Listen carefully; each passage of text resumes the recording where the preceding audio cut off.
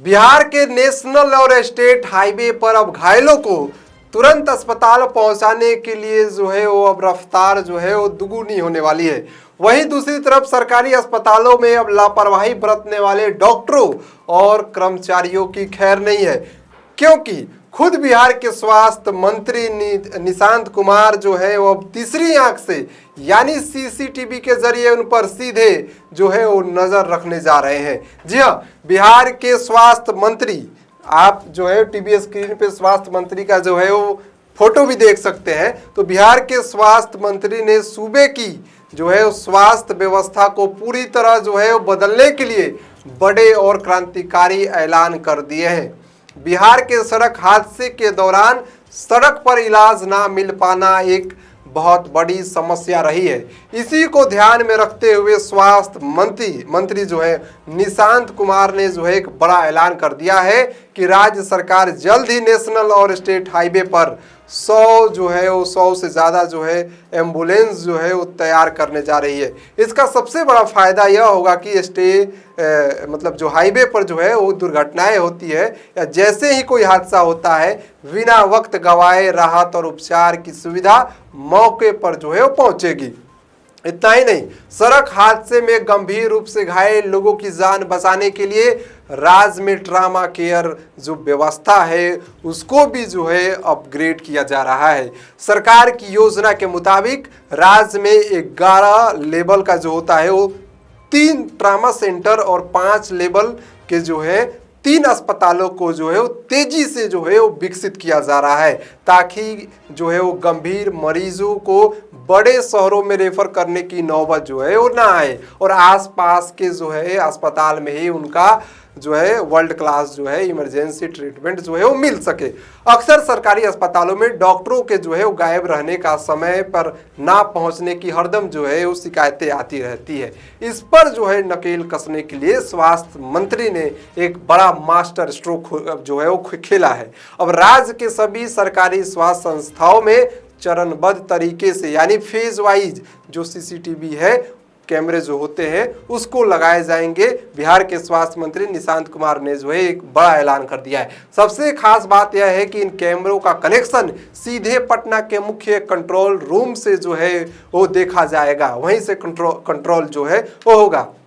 स्वास्थ्य मंत्री जो है निशांत कुमार ने खुद कहा है कि वे अलग अलग समय पर न सिर्फ अस्पतालों का औचक निरीक्षण करेंगे बल्कि कंट्रोल रूम में बैठकर खुद इन सीसीटीवी फुटेज के जरिए व्यवस्थाओं की जो है वो मॉनिटरिंग करेंगे। अगर कहीं भी कोई डॉक्टर या स्टाफ जो है वो गायब मिलता है या काम में लापरवाही पाई जाती है तो सीधे सस्पेंशन और कड़ी कार्रवाई जो है वो तय करेंगे। निशांत कुमार ने क्या कहा है, सुनिए। जनता को बेहतर से बेहतर स्वास्थ्य सेवा दें, उन्हें हर मरीज का इलाज जल्दी हो और बेहतर से बेहतर हो, और हो सके तो डिस्ट्रिक्ट हॉस्पिटल है तो उसी लेवल पर हो जाए इलाज, और अगर जरूरत पड़े तब पटना आया जाए।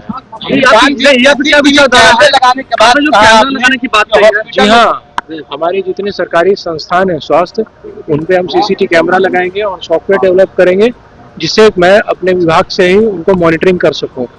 तो मैं निरीक्षण पर भी जाऊंगा, मैं अपनी टीम भी भेजूंगा, लेकिन अब तो हमारी कोशिश रहेगी कि यहाँ से ही कंट्रोल रूम से ही मैं सब देख लूँ और सब अगर किसी को अनियमितता लगी तो उस पर कार्रवाई होगी। डॉक्टर